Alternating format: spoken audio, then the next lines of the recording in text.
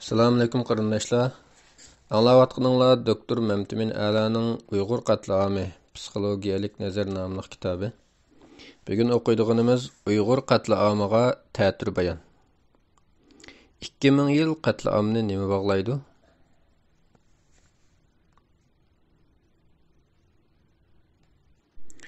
Assalomu alaykum qarindoshlar. Anglayotganinglar doktor Mamtimin Alaning Uyg'ur qatlami psixologiyalik nazar nomli kitobining 75-beti Uyg'ur qatlamiga ta'tir bayon. 2000 yillik qatlamni nima bog'laydi? Ziyoda ko'p huquqning intayin oz sondagi odamlarning qo'lida bo'lishidir. Simon Rosenthal. Qatlam urush emas, ammo u urushdan xatarlikdir. Rafael Lemkin. Uyg'ur qatlami boshlangandan beri vatanning ichi-sirtidagi Uyg'urlarning kallasiga eng ko'p kelgan savollarning biri bo'lishi mumkin. Bo'lishi mumkin. Uyg'urlar qandoq qilib bu qadar qo'rqinchli qatlamga qoldi? Uyg'urlarning xili ko'p qismi Uyg'urlar bilan Xitoylarning bir-birini yaxshi ko'rishmaydiganligini biladi. Texmi muhimi, Uyg'urlar Xitoy hukumatining Uyg'urlarni assimilyatsiya qilish g'arazining borligini xelidan beri bo'libmi Xitoyning qo'sh tillik ma'arif siyosati yo'li qo'yilgandan keyin biladi. Ular yana shuni biladiki, 5-iyul qirg'inchiligidan keyin bu ikki millat o'rtasidagi munosabat tadrijiy holda o'zaro yoqtirmaslikdan o'zaro o'chmanlikka qarab taraqqiy qildi. Shundaqdimi Uyg'ur qatlamining bu qadar tezlikda, bu qadar keng doirada va bu qadar chunqurlikda odamning tenini shurkundirgudek iroda va vahshiylik bilan elib berilishini aqlga sig'dirish haqiqatan tas. Shundaqdimi agar bir qatlamning oldidagi bir necha 10 yillik ahvollarni so'g'uqqonlik bilan qisqacha analiz qilsak, Xitoyning Uyg'ur qatlamining kishiltilgan xaritasini ko'ra olamiz. Bu xarita uning maqsadini texmi oydinlashtiradi. Shuningga ko'ra, Xitoylarning Uyg'urlarga 1980-yillardan buyon tutgan siyosatlariga bir qur ko'z yugurtib chiqish zarurdir. Tövende Sharqiy Turkistondagi Uyg'urlarning haq-huquqlarini talab qilish va Xitoy hukumatining uningga qaytargan inkos jadvalini ko'rib baqayli. 1980-yillarda Sharqiy Turkistondagi 2 qatimliq oliy maktab o'quvchilar harakatida Uyg'urlarning talabi Xitoy hukumatini avtonomiya qonunlarini haqiqiy ijro qilishga chaqirish, Xitoy aqullarini cheklashni talab qilish, Sharqiy Turkistonning yer osti boyliklarining talon-taroj bo'lishini to'xtatish, Lopnurda atom siniqini elib berishni to'xtatish qatorliqlar. Xitoy hukumatining inkosi bo'lsa, o'quvchilar harakatining Sharqiy Turkistonning boshqa joylariga kengib ketishining oldini olish, quruq va'da berish, o'quvchilar vakillarini jazolash, o'quvchilarga qartilgan siyosiy ta'lim-tarbiyani kuchaytirish, Xitoylarning Sharqiy Turkistonga eqib kirishining salmoqini texmi oshirish qatorliqlar. Xalqaroning inkosi bo'lsa, asosan yo'q deyarlik. 1990-yillarda Barin inqilobi, G'ulji qirg'inchiligi yuz berganda Uyg'urlarning talabi Sharqiy Turkistonning mustaqilligi, diniy erkinlik, Uyg'urlarning kulturel haq-huquqlariga hurmat qilishni qo'lga keltirish qatorliqlar. Xitoy hukumatining inkosi bo'lsa, qurolliq bostirish, Uyg'urlarni bo'lgunchilik nomi bilan texmi qattiq bostirishni kuchaytirish, 7-numurliq maxfiy hujjatni tuzish va ijro qilish. Sharqiy Turkiston Islom harakati tashkilot tuyuqsiz chet elda Hasan Mahsum tarafidan 1997-yili qurildi va Xitoydagi ba'zi voqealarga bo'lgan mas'uliyatni olishga boshlaydi. Buning bilan Xitoylarning Uyg'urlarning qarshilik harakatining xarakterini zo'ravonlik qilib bekitishi boshlanadi. Bu voqealar hali ham Xitoy hukumati tarafidan halqiliq paytlarda chet elga Uyg'urlarni oshqun zo'ravonlikda yeva texmi ilgirlab terrorizmda ayblashda ishlatiladi. Uyg'urlarning diniy e'tiqodni o'z ichiga olgan faoliyatlarini cheklash qatorliqlar. Xalqaroning buningga bo'lgan inkosi nihoyatda kichik doirada qisman matbuotlarda e'lon qilingan. G'arbdagi kishilik huquq tashkilotlarining yillik dokumentlaridan yer olgan.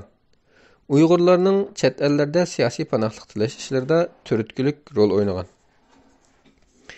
2000-yillarda 5-iyul qarshılıqı yuz bergan. Uyg'urlarning talabi Şaogandagi qirg'inchilikning adil tekshirilishini talab qilgan. Chet eldagi Uyg'urlarning Rabiya Qodir xonimning yetakchiligida o'z taqdirini o'zi belgilashdan iborat siyosiy nishonni o'ttirib qo'yishi va xalqaroda ilgari surishi. Xitoy hukumatining inkosi anti-terrorizmni Uyg'urlarni bostirishga dastak qilishning salmoqini oshirish. Ovozini qarallik chiqarib turadigan Sharqiy Turkiston Islom harakatining to'rlardagi Xitoyga qarshi tashviqoti kuchaydi. Shuningdek, Xitoyning Sharqiy Turkistondagi Uyg'urlarning qarshiligini butunlay terrorizmga bog'lashimi mos qadamli kuchaydi. Qurolliq qattiq bostirish, uzoq muddatli qamoq jazosi berish, chet eldagi tinch yo'l bilan Xitoyning Sharqiy Turkistonda elib berayotgan harakatlarini pat-pat terrorizm bilan ayblash. Bo'libmi 5-iyul qirg'inchiligining mas'ulligini ayni vaqtdagi Dunyo Uyg'ur qurultayining raisi Rabiya Qodir xonimga do'ngash va shu orqali o'zidagi mas'uliyatdan qochish. 3 xil kuchlarga qarshi turish nomi bilan Uyg'urlarni bostirishni kuchaytirish qatorliqlar. Xalqaroning inkosi.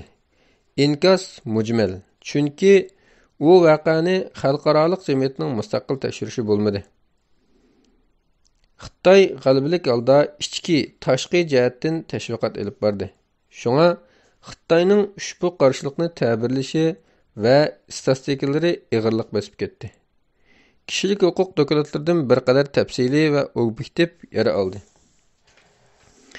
2010-yillarda kichik doirali qarshiliklar Baydagi, Qashqardagi, Yakandagi, Xotandagi va boshqa joylardagi qarshiliklar yuz bergan.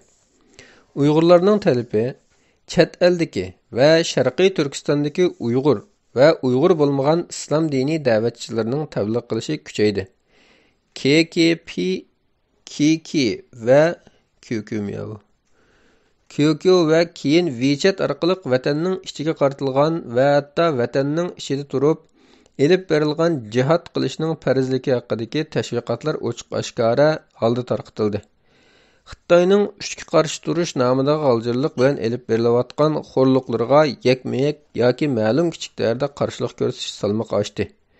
2015-yilda Xitoyning Uyg'urlarga 5-iyul qirg'inchiligidan keyingi pasport tarqatish siyosati tuyuqsiz bo'shidi va Uyg'urlar Xitoy hukumati tomonidan chet elga chiqib ko'rib kelishga rag'batlantirildi.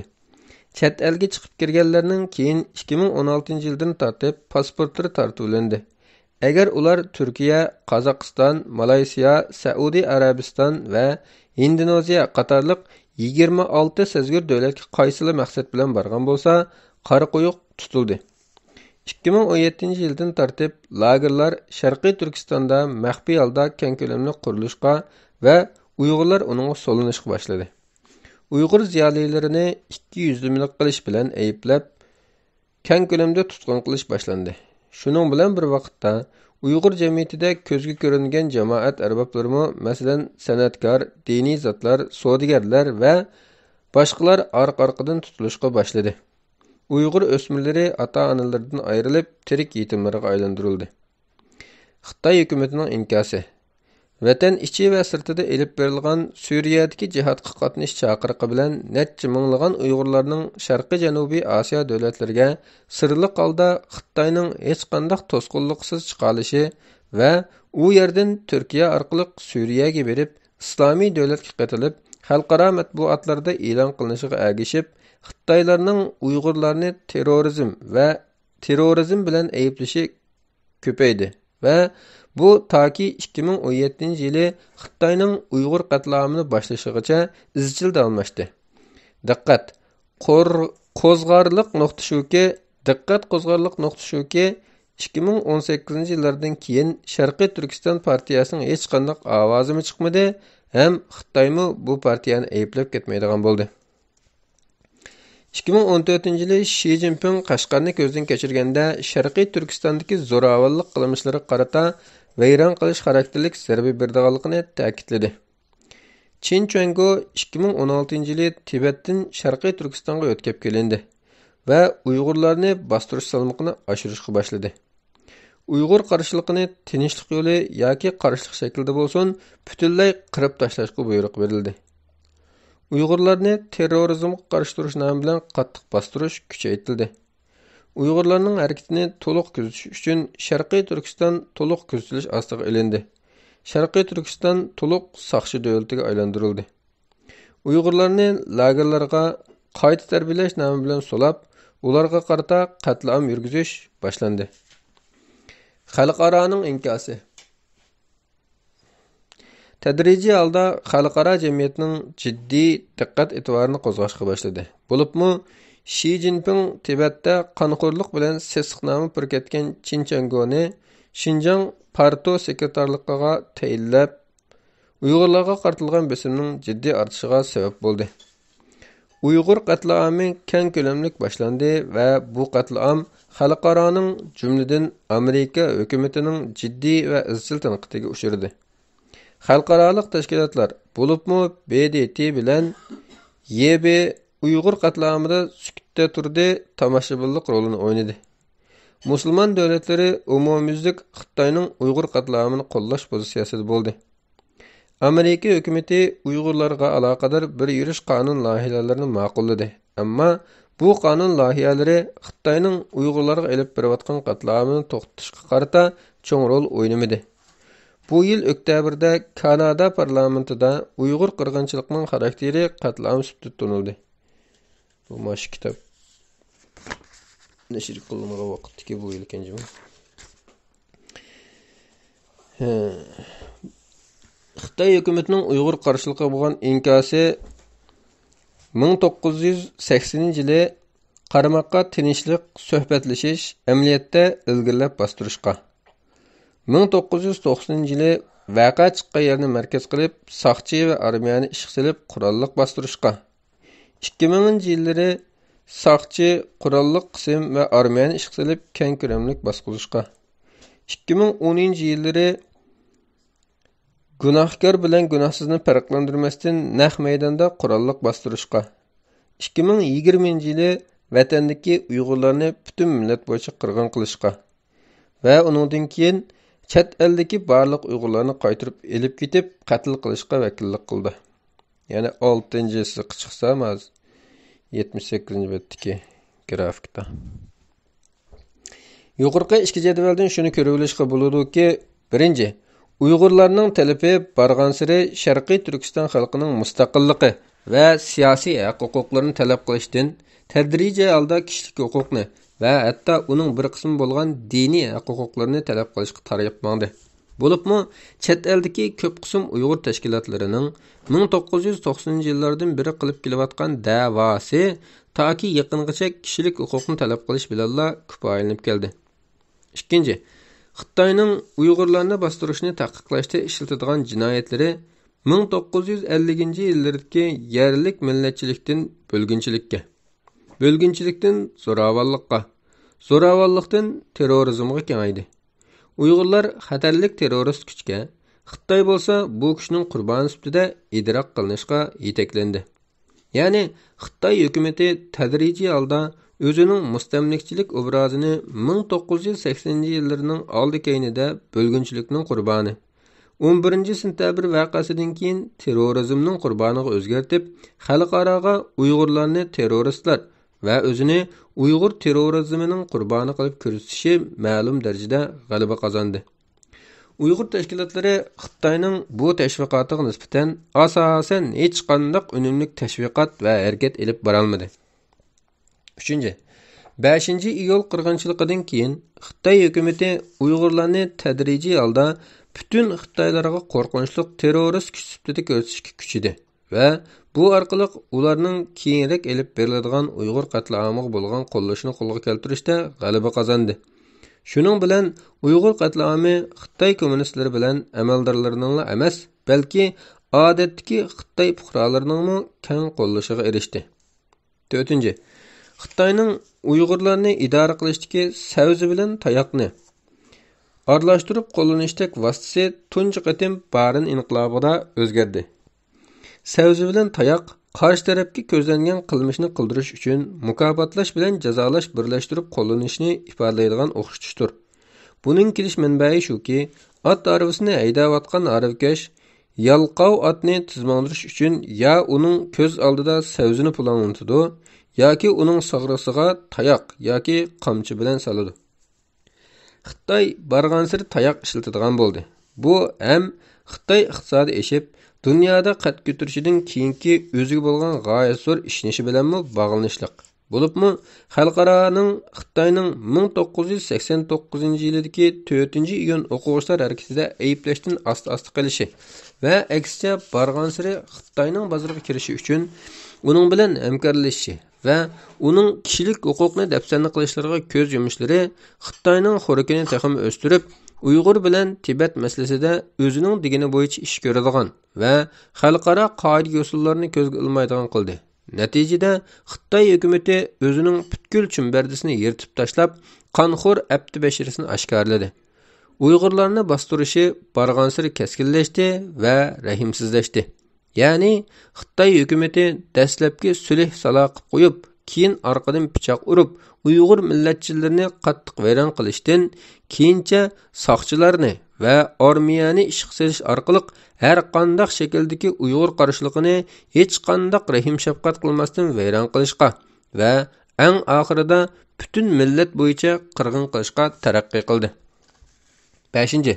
Xitoylar Uyg'urlarni dastlabida diniy asabiylik, keyin terrorizm yo'li bilan vayron qilishni 1996-yildagi 7-numurliq maxfiy hujjatda o'ttirib qo'yib bo'lgan. Shuningdan keyin nurg'un diniy zotlar mushu yilning oldi orqasida O'rta Osiyoga va keyincha Afg'oniston va Pokistonga chiqib, dastlabki Sharqiy Turkiston islom markazini qurdi. Uningdan keyin Mamtimin Hazrat boshchiligidagi millatchilar bilan O'rta Osiyoni markaz qilib, ular bilan bir mahal ziddiyatlashdi. Bu ziddiyat oxirida millatchilarning 1990-yilning oxirlarida mag'lub bo'lib tarqalib ketishi, ammo Sharqiy Turkiston islomiy harakatining maxfiy harakatini davomlashtirishi bilan tugallandi.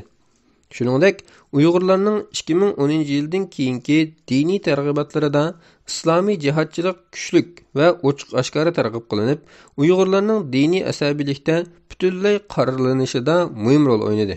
Demak, Xitoy tadrijiy holda Uyg'ur qarshilik ko'rsatishini islomiy jihodchilikqa, xalqaro terrorizm tashkilotlariga, masalan, Al-Qoida, Taliban va boshqalarga bog'lab, butkul Uyg'ur qarshilik harakatini emas, balki vatandagi barliq Uyg'urlarni terrorizm bilan qaralash maqsadiga yetdi. 6. Xalqaroning Uyg'ur masalasiga bo'lgan qiziqishi boshdan oxir sus bo'lib keldi. Xitoyning kuchi oshgan sari islom dunyosi va bir qism taraqqiy qilayotgan va qilgan davlatlar Uyg'ur qatlamiga sukut qiladigan holatda shakllandi. Demak, Xitoyning Uyg'urlarni bostirishi bir kunmi to'xtagani yo'q. To'xtamadilar emas, aksicha texmi kuchaydi.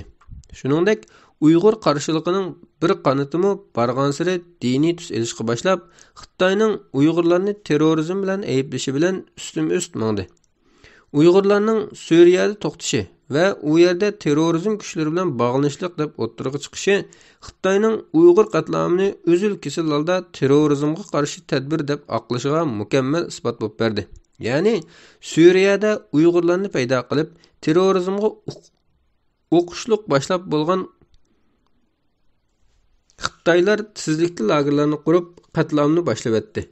Shuningdek, ayni vaqtda Xitoyning ko'ziga mix bo'lib qarilgan Uyg'urlarning biri bo'lgan Rabiya Qodir xonimmi dal mush paytda o'zi uzun yil yetakchilik qilgan Dunyo Uyg'ur qurultayining bir qism a'zolarining birlashib ichki qarshilik ko'rsatishi bilan raisligidan istiqbolnoma bilan majburiy qoldirildi. Bu ma'nodan Xitoyning Uyg'urlarni bu qadar vahshiylik bilan qirishini oldin ola planlangan va Uyg'urlar o'zi bilib bilmay moslashgan bir planning mahsuli deyishga bo'ladi. Shuning uchun Uyg'urlarning bu qadimqi beshidan o'tkazayotgani Xitoylarning 40 yildan beri izchil turda ijro qilib, eng oxiri qatl-omni to'xtatgan bir suiqasdining ijro qilinishidir. Agar Uyg'urlarning buningga butunlay tayyorligi yo'q deb qaralsa, bu shuning uchunki ular yoki Xitoyning maqsadini bek osonchaqlab qolgan, strategiyada butunlay ketkizib o'tgan, yoki Xitoyning Uyg'ur qarash harakatini ichidan kontrol qilishga qo'li bekli chunqur yerga so'zilgan bo'ladi. Dal mushu mumkinchiliklar hali ham navbatda Uyg'urlarning birlashalmasligi asosiy sabablardir. Bu ma'nodan ular Uyg'urlarning qatlam vayronchiligida qanday rol o'ynagan bo'lsa, ularning bu vayronchilikdan birlashish orqali qutulishining mumkinsiz bo'lishidimi shunchalik rol o'ynayotidi. Yig'ib aytganda, bu qatimqi qatlam mayli ko'lam, mayli vositasi, mayli texnikasi va mayli tashviqoti jihatdan bo'lsin 21 asrda emas, balki insoniyat tarixidami kam ko'riladigan bir qabohatlik tragediyadir.